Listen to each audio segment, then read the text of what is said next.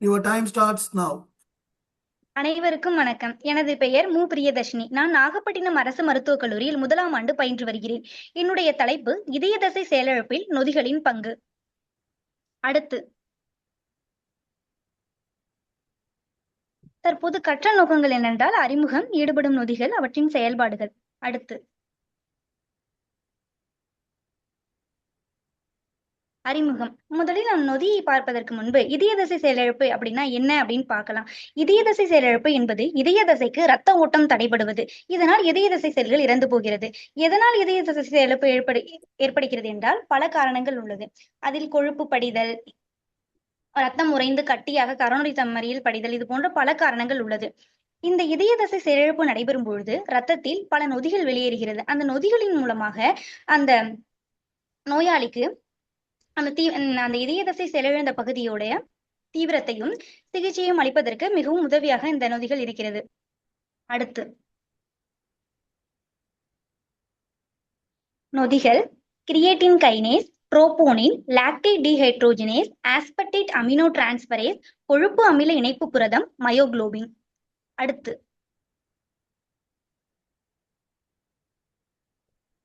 முதலில் நாம் கிரியேட்டின் கைனேஸை பார்ப்போம். இதய தசை செயல்பாட்டில் இவை 20லிருந்து 30% அளவு உதவுகிறது. இதய தசை செல்கள் இறக்கும் பொழுது இந்த நொதி அதிவேகமாக ரத்தத்தில் வெளியிடப்படுவதால் நம் இதய தசை செயலிழந்த நோயாளியின் தீவிரத்தை நாம் கண்டுபிடிக்க இது உதவுகிறது. அடுத்து இது ரத்தத்தில் 3லிருந்து 12 மணி நேரத்திற்குள் உயர்கிறது.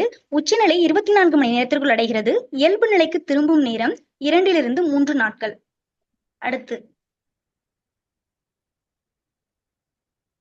அடுத்த நொதி ட்ரோபோனின். இதய தசையில் உள்ள ஆக்டின் மயோசின் கட்டமைப்பை ஒழுங்குபடுத்தக்கூடிய ஒரு துல்லியமான புரதம் இது.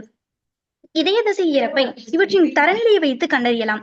ட்ரோபோனின் மிகச் சிறிய அளவு நம்ம ரத்தத்தில் உயர்வதன் மூலமாக அசாதாரண இதயத்தில் ஏற்படக்கூடிய அசாதாரண உயர்வுகளை நாம் கண்டறியலாம்.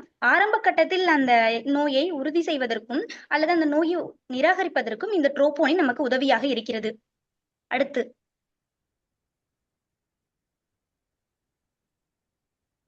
இவற்றின் உயரும் நேரம் 3லிருந்து 6 மணி நேரம், உச்சநிலை 18லிருந்து 24 மணி நேரம், இயல்பு நிலைக்கு திரும்பும் நாட்கள் 7லிருந்து 14 நாட்கள்.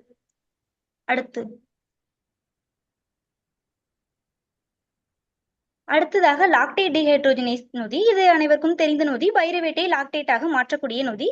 இதய செல்கள் உடையும் பொழுது ரத்தத்தில் இது வெளியேறுகிறது மற்றும் இதயம், கல்லீரல் திசுக்களில் அதிகமாக இது காணப்படுகிறது. அடுத்து லாக்டேட் டீஹைட்ரோஜினேஸில் 2 நொதிகள் உள்ளன. 1 and 2. Lactate dehydrogenase 1 lactate dehydrogenase 2ஐ விட அதிகமாக இருக்கும் பொழுது இது லாக்டேட் விகித மாற்றம் என அழைக்கப்படுகிறது.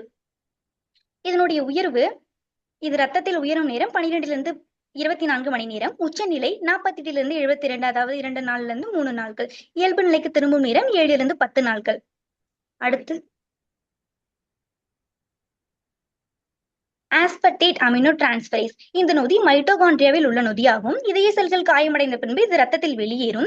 முன்னர் திடீர் இதய தசை மரணத்தை கண்டறிய உதவுகிறது. ஏன் நான் இங்கு முன்னர் என்று குறிப்பிட்டுள்ளேன் என்றால் கல்லீரல் மற்றும் எலும்பு திசுவில் அதிகமாக இருப்பதனால் தற்போது அதனுடைய பயன்பாடு சற்று குறைந்துள்ளது. அடுத்து இதனுடைய உயர்வு 6லிருந்து 12 மணி நேரம், உச்சநிலை 24லிருந்து 36 மணி நேரம், இயல்பு நிலைக்கு திரும்பும் நேரம் 3லிருந்து 7 நாட்கள். அடுத்து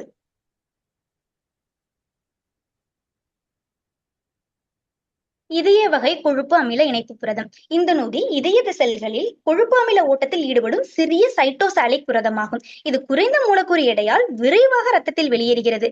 இது அதிக உணர்திறன் இருக்கிறது, ஆனால் குறிப்புத்தன்மை குறைவாக இருப்பதனால் இதனை ட்ரோபோன்களுடன் நாம் சேர்த்து பயன்படுத்த வேண்டும். அடுத்து இது ரத்தத்தில் உயரும் நேரம் 3லிருந்து 3 மணி நேரம், உச்சநிலை 6லிருந்து 8 மணி நேரம், இயல்பு நிலைக்கு திரும்பும் நேரம் 24 மணி நேரம். அடுத்து கடைசியாக நாம் பார்க்க போகக்கூடிய நொதி மயோகுளோபின். மயோகுளோபின் என்பது ஒரு ஹீம் புரதம். ஹீம் என்பது ஹீமோகுளோபினின் ஒரு பகுதி மூலக்கூறு, நாம் அனைவரும் அறிந்ததே.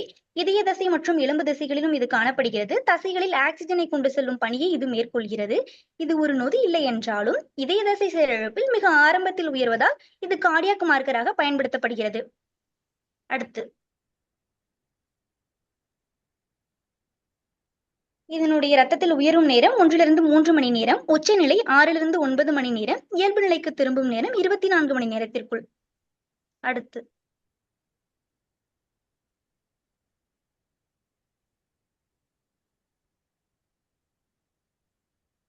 இது போன்ற நொதிகளை பயன்படுத்தி அனைத்து சுகாதார அமைப்புகளிலும் அனைத்து மக்களுக்கும் சமமாக கிடைக்கச் செய்வதே உலகளாவிய நோக்காகும். முன்னோர்கள்லாம் சொல்லியிருப்பாங்க, நோயற்ற வாழ்வே குறைவற்ற செல்வம் அப்படின்னு.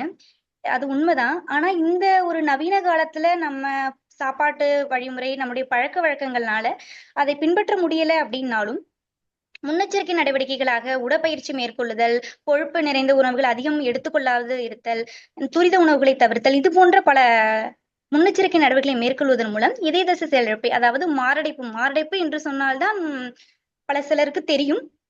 இதய செயலிழப்பு அல்லது மாரடைப்பை நம்மால் தடுக்க இயலும். நோய் நாடி நோய் முதல் நாடி அது தணிக்கும், வாய் நாடி வாய்ப்பச் செயல் என திருவள்ளுவர் கூறியுள்ளார். நோயை அறிந்து அதன் காரணத்தை கண்டறிந்து அதனை குணப்படுத்தும் சரியான வழிமுறையை தேர்ந்து சிகிச்சை செய்ய வேண்டும். எதனால இந்த நொதியை பத்தி நம்ம இப்ப படிக்கிறோம் அப்படின்னா, இந்த இதய தசை செயலிழப்பு நடக்கும் பொழுது அந்த நோயாளிக்கு இதயத்துல அந்த ரத்தத்தில் இந்த மாதிரி நொதிகள் வெளியேறும்.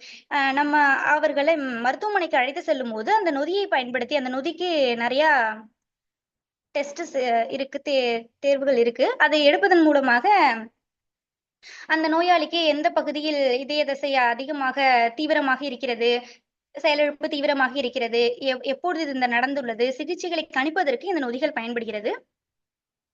இதுவே என்னுடைய உரையின் இறுதியாகும். வாய்ப்பளித்தமைக்கு நன்றி கூறி விடைபெறுகிறேன். நன்றி, வணக்கம். அடுத்து